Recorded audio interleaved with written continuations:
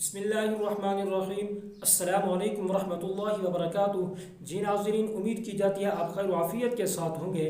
जैसा कि आप हज़रात जानते हैं कि हम कुरान पाक की तरकीब पढ़ रहे थे और सूरत फातिहा की मुकम्मल तरकीब हो चुकी। सूरत बकरा की 13 आयात की तरकीब भी हो चुकी है। तो आज के सबक के अंदर हम इंशाअल्लाह अज़ीज़ सूरत बकरा की आयत नंबर 14 की तरकीब को पढ़ेंगे।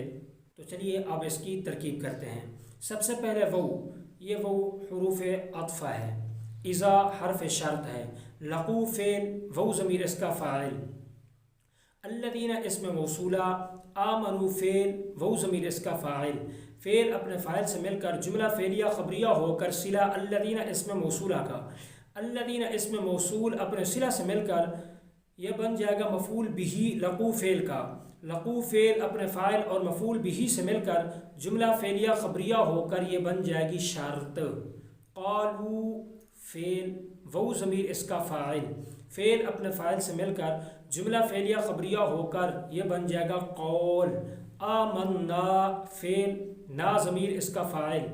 फ़ेल अपने फ़ाइल से मिलकर जुमला फ़ेलिया ख़बरिया होकर मक़ूला। क़ौल अपने मक़ूला से मिलकर यह बन जाएगी जज़ा। शर्त अपनी जज़ा से मिलकर जुमला शर्तिया होकर मातूफ़ अलैह। हर्फ अतफ़। इज़ा हर्फ शर्त। खलौ, खलौ फ़ेल, ज़मीर इसका फ़ाइल। इला हर्फ जर। शयातीन मुज़ाफ़, हिम मुज़ाफ़ इलैह। मुज़ाफ़ अपने मुज़ाफ़ इलैह से मिलकर मजरूर। इला हर्फ जर का। जार अपने मजरूर से मिलकर मुताल्लिक़ खलौ फ़ेल के। खलौ फ़ेल अपने फ़ाइल और मुताल्लिक़ से मिलकर जुमला फ़ेलिया ख़बरिया होकर शर्त। क़ालू फ़ेल, ज़मीर इसका फ़ाइल। फ़ेल अपने फ़ाइल से मिलकर जुमला फ़ेलिया ख़बरिया होकर क़ौल। इन्ना हर्फ अज़ हुरूफ मुशब्बह बिल फ़ेल। ना ज़मीर इसका इस्म। मा मुज़ाफ़ कुम मुज़ाफ़ इलैह। मुज़ाफ़ अपने मुज़ाफ़ इलैह से मिलकर इन्ना की ख़बर। इन्ना अपने इस्म और ख़बर से मिलकर जुमला इस्मिया ख़बरिया होकर मक़ूला। क़ौल अपने मक़ूला से मिलकर जज़ा। शर्त अपनी जज़ा से मिलकर जुमला शर्तिया होकर मातूफ़।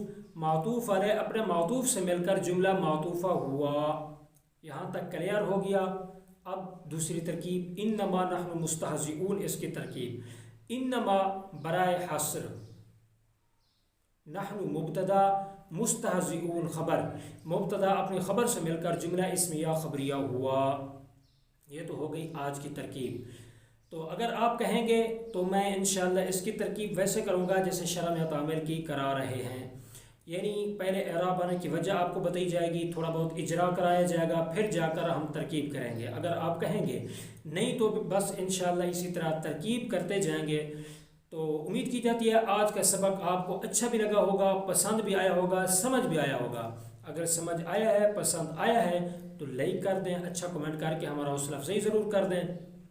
चैनल पर नए हैं तो चैनल को सब्सक्राइब कर दें। आपके जितने दोस्त अब आप सीखने सिखाने पढ़ने पढ़ाने के साथ ताल्लुक़ रखते हैं उनको हमारे चैनल और कुछ सीखें के साथ ज़रूर जोड़ें ताकि वो भी इससे भरपूर फ़ायदा उठा सकें। आज के लिए इतना ही और मिलते हैं अगले सबक के अंदर। अपना बहुत बहुत ख्याल रखिएगा और मुझे अपनी खुसूसी दुआओं में याद रखिएगा। अस्सलामु अलैकुम वरहमतुल्लाहि वबरकातुहू।